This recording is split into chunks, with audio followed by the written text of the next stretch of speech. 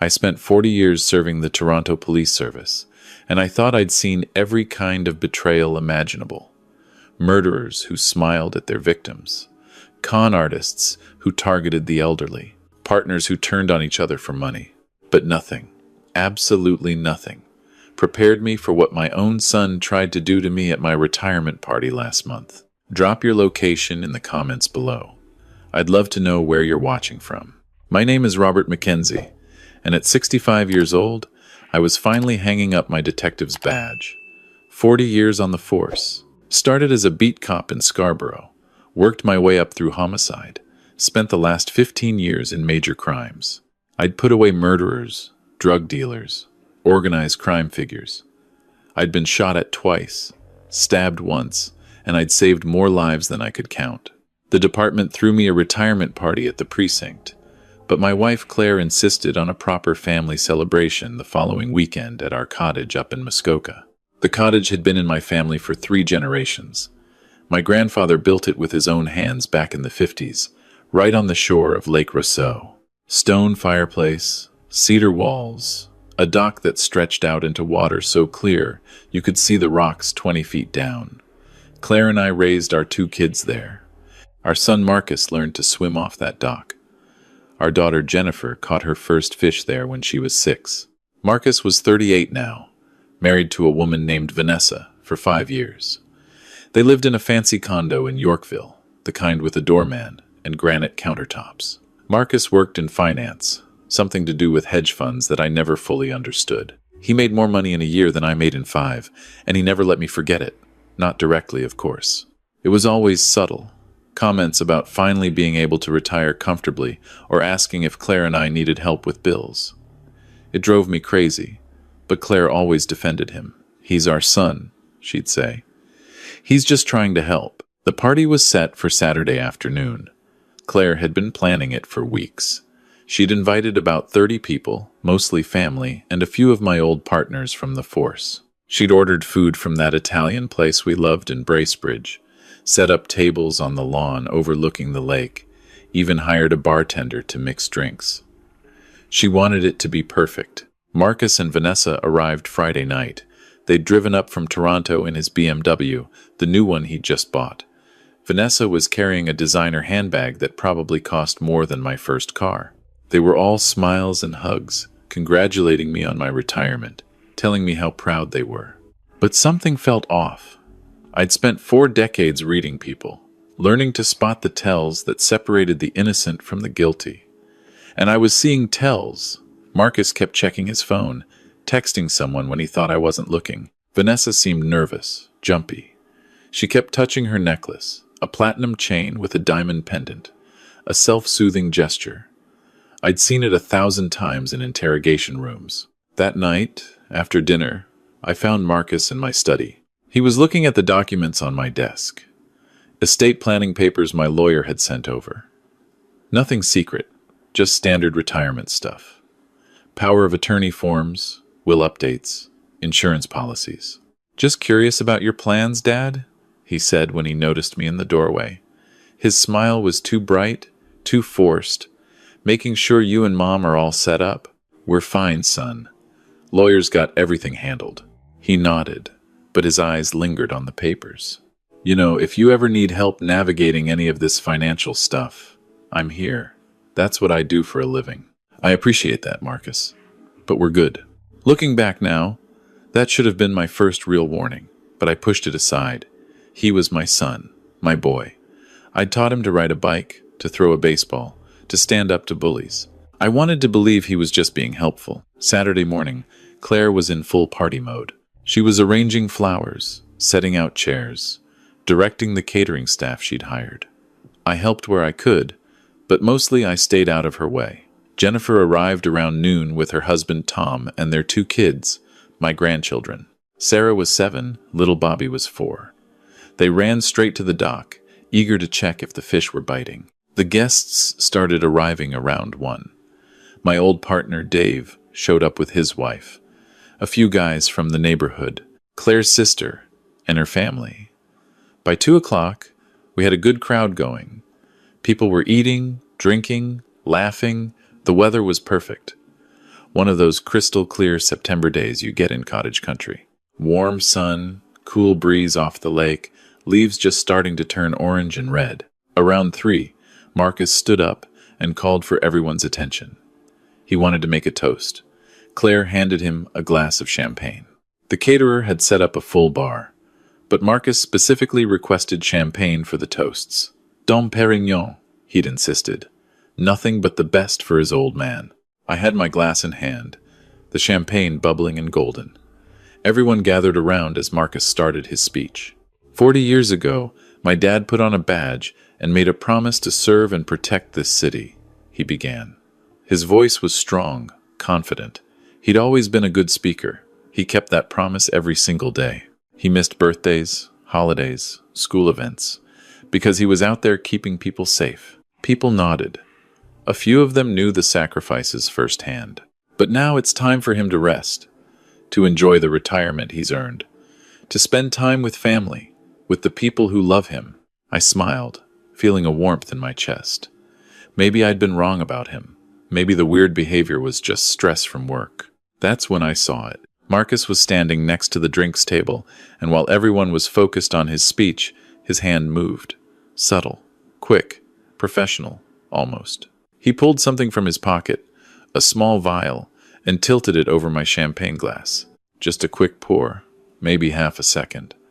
Then the vial disappeared back into his pocket. My blood went cold. 40 years of cop instincts kicked in immediately. I didn't react, didn't let my face change. I just watched, studied, analyzed. Marcus picked up my glass, the one he'd just doctored, and started walking toward me.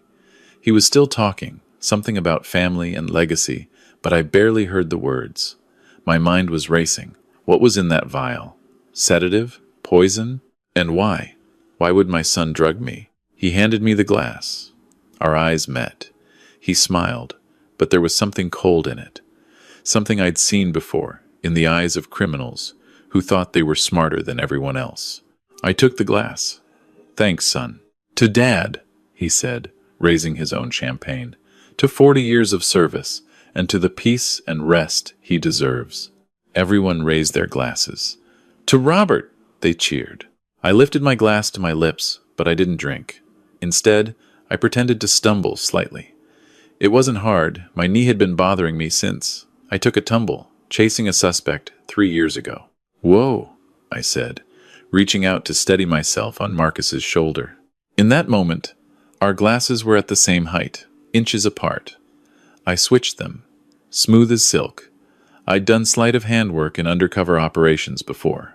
Card tricks, shell games, whatever it took to build cover. This was easier. You okay, Dad? Marcus asked, steadying me. Yeah. Just my knee acting up. I straightened up, now holding his clean champagne. His drugged glass was in his hand. He didn't notice. Why would he? He trusted that his old man, the simple cop, wouldn't suspect his own son of anything sinister. Claire finished the toast with a few words about how proud she was, how much we'd built together. Then everyone drank. I took a small sip of the clean champagne. Marcus, eager to get through the toasts and on to whatever came next, downed his in 3 large gulps. I watched him carefully. So did Vanessa. I saw her eyes go wide when she realized he'd drunk the wrong glass. She grabbed his arm, whispered something urgent in his ear. But it was too late. Whatever was in that vial was fast-acting. About 5 minutes later, Marcus's face went pale. He started sweating. His pupils dilated. Honey, are you okay? Vanessa asked, loud enough for people nearby to hear. I don't. I feel weird, Marcus said. His words were starting to slur. Dizzy. Maybe you need to sit down, I suggested, playing concerned father. Inside, I was cold as ice, calculating, watching. He sat in one of the lawn chairs. People gathered around, asking if he was all right. Jennifer rushed over with a glass of water. Has this happened before? Claire asked Vanessa. Vanessa's face was a mask of panic. No, never. He's been healthy. I don't understand. That's when a car pulled up the driveway. A silver Audi. A man got out, late 50s, wearing expensive clothes. Not cottage casual city clothes. dress pants, button-down shirt. "I'm Dr. Patterson," he announced, walking straight toward Marcus. "I was in the area. Mrs. Mackenzie called me yesterday, asked if I could stop by to check on Robert's blood pressure medication." He looked at Marcus. "But it seems we have a more immediate situation." Nobody had mentioned Claire calling a doctor, and I knew my wife, she would have told me if she'd invited someone to check on my health. This was planned. This Dr. Patterson was supposed to be here. Patterson knelt beside Marcus, checked his pulse, looked at his eyes. Dilated pupils, rapid heartbeat, confusion. "Has he taken any medication today?" "No," Vanessa said quickly. Too quickly. "Nothing." Patterson stood up, his face grave. "I need to speak with the family privately. This could be serious." We moved inside me, Claire, Vanessa, and Dr. Patterson. Jennifer stayed outside with the guests, trying to keep things calm. Marcus was semi-conscious in the chair, mumbling incoherently. Once we were in the cottage, Patterson turned to me. "Mr. Mackenzie, I'm afraid your son is showing signs of a severe neurological episode. Have you noticed any cognitive decline lately? Memory issues? Confusion?" "What are you talking about?" Claire asked. "Marcus is fine. He's always been fine." "I'm not talking about Marcus," Patterson said slowly. "I'm talking about Robert." The room went silent. "What?" I said. Patterson pulled out a folder from his car. "Mrs. Mackenzie contacted me 3 weeks ago, concerned about your behavior. She mentioned incidents of forgetfulness, mood swings, paranoia." Claire started, but Patterson cut her off. "It's common for family members to be in denial," he said smoothly. "But the symptoms are clear. And now, seeing your son in this state, I believe we're looking at a hereditary condition. Early onset dementia, possibly Alzheimer's." I felt Claire's hand grip my arm. She was scared, confused. She hadn't called this doctor. Someone was lying. "This is ridiculous," I said. "I'm fine. Marcus is the one who—" "Paranoia and defensiveness are also symptoms," Patterson interrupted. He looked at Vanessa. "Has Robert been acting strangely, making accusations, seeming confused about events?" Vanessa nodded, tears in her eyes. Real or fake, I couldn't tell. "Yes, he's been saying odd things, getting dates mixed up. Last week he forgot Jennifer's birthday entirely." That was a lie. I'd sent Jennifer flowers and called her. But I could see Claire's doubt growing. What if it was true? What if I was losing my mind and didn't know it? "I think we need to run some tests," Patterson said. "For both of you. But in the meantime, someone needs to have medical power of attorney to make decisions if Robert's condition worsens." He pulled out papers, pre-printed forms, all ready to go. "Marcus would be the logical choice," Vanessa said quietly. "He understands legal and financial matters." And there it was, the plan. Drug me, make it look like a medical episode, use a fake doctor to declare me mentally incompetent, transfer power of attorney to Marcus. Then what? Put me in a home? Take control of my assets? The cottage alone was worth over $2 million, plus my pension, savings, investments. But they'd made one critical mistake. They'd assumed I was just an old cop, ready to fade away quietly. I pulled out my phone. "You know what, Dr. Patterson? You're right. We should run tests. Let me call my actual doctor, Dr. Sarah Chen. She's been my physician for 20 years. Patterson's face tightened. "That won't be necessary. I can handle."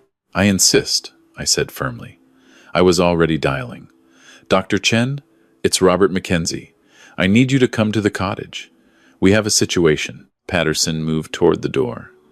"I should check on Marcus." "Stay right there," I said. My voice had changed. Not concerned father anymore. Detective Mackenzie. The voice I used with suspects. "Nobody's going anywhere." I walked to the window. My old partner Dave was outside. I caught his eye, made a subtle gesture we'd used 100 times on the job. "Something's wrong. Need backup."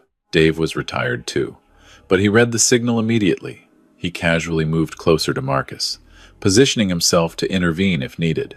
"Robert, what are you doing?" Claire asked. "Call it cop instinct, honey. But I don't think Dr. Patterson is who he says he is." I looked at Vanessa. She was shaking, Want to tell me what was in that vial, Vanessa? The one Marcus put in my champagne? Her face went white. I don't know what you're talking about. See, that's the thing about being a detective for 40 years. You learn to read people. You learn to watch hands. And I watched Marcus drug my drink. I held up my phone, already sent a text to my buddy in forensics. He's coming to collect the glass Marcus drank from. We'll know exactly what was in it by tomorrow. Patterson made a move for the door. I stepped in front of him. Robert, let him go, Claire said. You're not well. Claire, honey, I love you, but I need you to trust me right now. This man is not a real doctor. Of course I am, Patterson protested. I have credentials. Then you won't mind if I verify them. What medical school did you attend? What hospital are you affiliated with? He hesitated. Just a second, but it was enough. You know what I think? I continued. I think Marcus hired you to play a role, to show up today, diagnose me with dementia, and provide the medical justification to take control of my affairs. That's insane, Vanessa said, but her voice cracked. Is it? Because here's what doesn't make sense. Why would Claire call a doctor she's never mentioned to me? Why would that doctor just happen to show up right when Marcus has a medical emergency? Why does he have power of attorney forms already printed out?